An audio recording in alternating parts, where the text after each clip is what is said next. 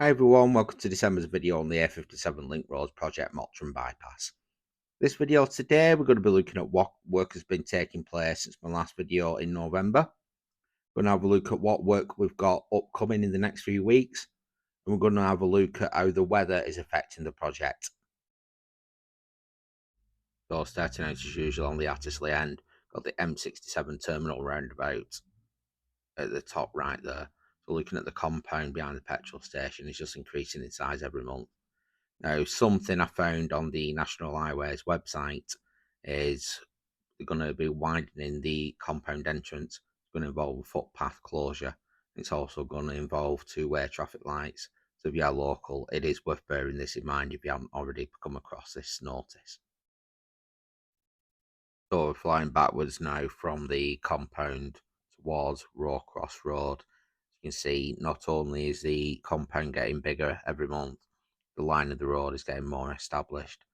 Just looking at the long-term plans now from the National Highways website, see along here it's going to be the dual carriageway section, and it's going to ultimately go into the underpass under Roe Cross Road and Old Road.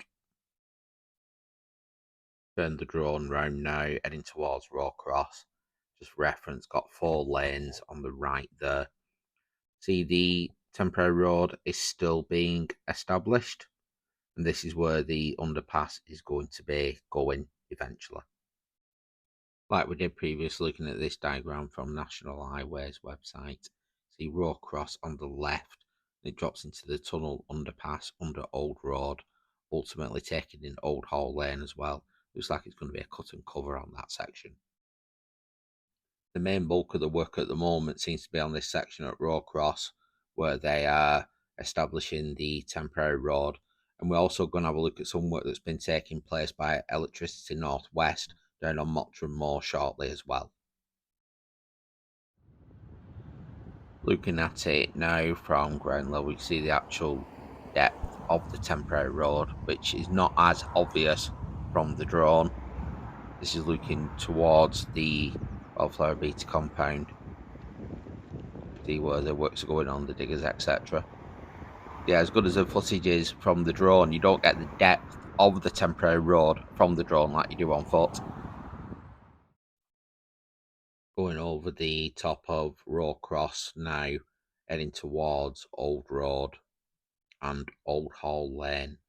Now, on the section where all the houses have been demolished, including the ones in Tollmache Close, really getting to the stage now where the groundwork is taking place on that.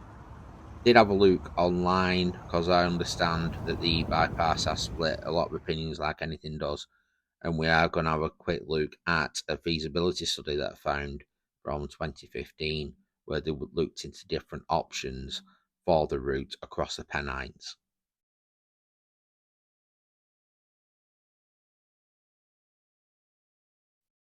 And this is turning the drone around, looking backwards towards Roe Cross. Got 4 lanes on the top left just for reference.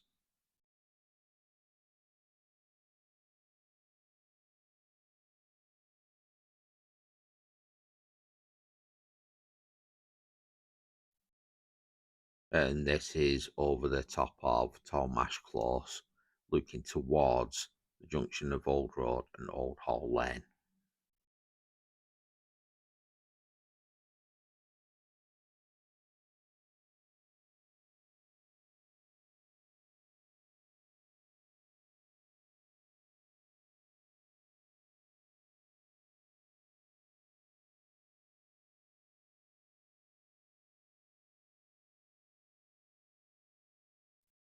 And coming over towards Old Hall Lane, I'm going to put some footage in that it actually took on foot. See quite a big footing been established from the area where the stone cottages was previously.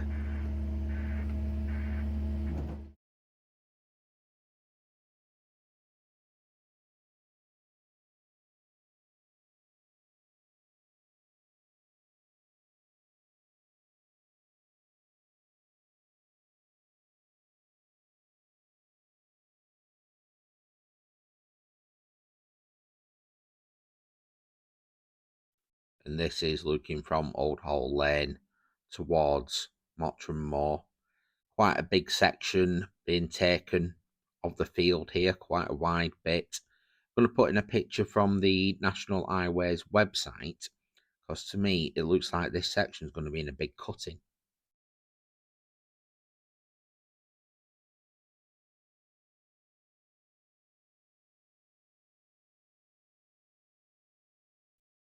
And this is looking from Old Hall Lane, flying backwards towards Mottram Moor. On this section here, a little bit of work has been taking place by Electricity Northwest. You can see here it was cable removal a few Sundays ago. Now, at first I thought it was the massive pylons, but I've had a quick look on Street View, and anybody can have a look on that. There was some lower level electricity cables in situ, so it's those that have been rerouted, which I'm guessing are then going to be placed underground. So looking at it from Mottram Moor, don't know where it's going to come out. To big zoom in on this, see where the cables have been removed from that pylon. And general view from Mottram Moor. See a semi-permanent fence has been established here. I think mainly Electricity Northwest doing the work on that at the moment. Now looking over Mottram Moor, looking towards the southern end of the project, there is also the small compound here that has been established. I'm going to quick look in.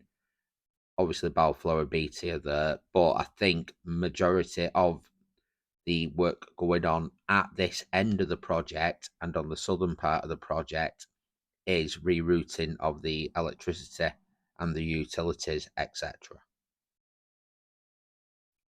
And going back to the National Highways website, see where the current Mottram Moor is going to be relocated slightly south, and the grade separated section will have traffic light controlled. Then the bottom section, the A57 link roads, will be single carriageway.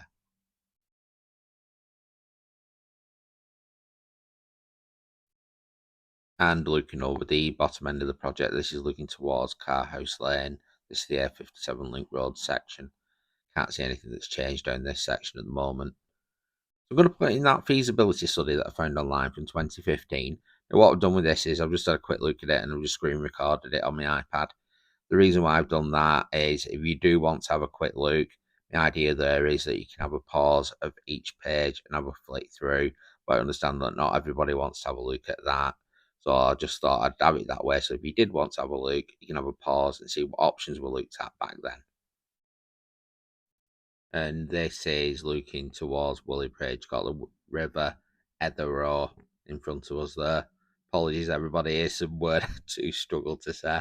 Obviously, I'm not local to the area. I probably would have a bit more of a knowledge of it if I was local. One thing I did notice is there was quite a deep cutting last time I did some filming over here, and I put that in the video in November, and the weather has filled that cutting in. So they've got a bit of a moat there at the moment, a bit of a reservoir, which I'm sure National Highways are going to have to deal with in their own way, looking at it from there. Now, as we know, the road is going to end here. So I'm going to put a picture in from the National Highways website so we can have a look at what it's going to look like eventually. And that's it for this one. If this is the first video that you've seen on the project, I have been covering it for a few months, so make sure you check out the playlist. My last video in November went a little bit mental for my channel, so it did really well. Got quite a few new subscribers on it, so welcome to the channel on that one. I'll do my level best to keep you updated on the project. I know it splits opinions, but I'm here to just film it and just give an overview of what's happening. So thanks for watching, everybody. Do like, subscribe, and share, and I will catch you on the next one. Thanks again, everyone. Cheers.